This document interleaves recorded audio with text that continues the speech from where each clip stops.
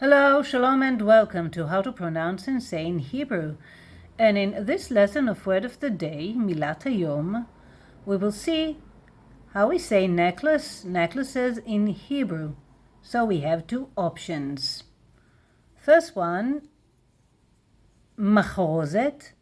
מחרוזet is when we talk about necklace with beads or pearls. So necklace is מחרוזת. מחרוזת, מחרוזת, מחרוזת, and in plural, מחרוזות, מחרוזות, מחרוזות. And there is a necklace, more like chain. So we have three options here. שרשרת, שרשרת, שרשרת, and in plural, שרשראות. שרשראות, שרשרות, שרשרות.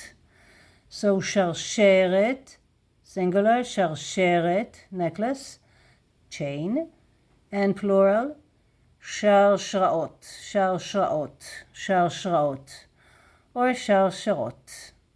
Like the nuance is very tiny here. You'll find links to selected lessons in the description box below: Hebrew alphabet, Niqqud, pronouns, derived stems, and more. And until next time, להתראות בקרוב. See you soon.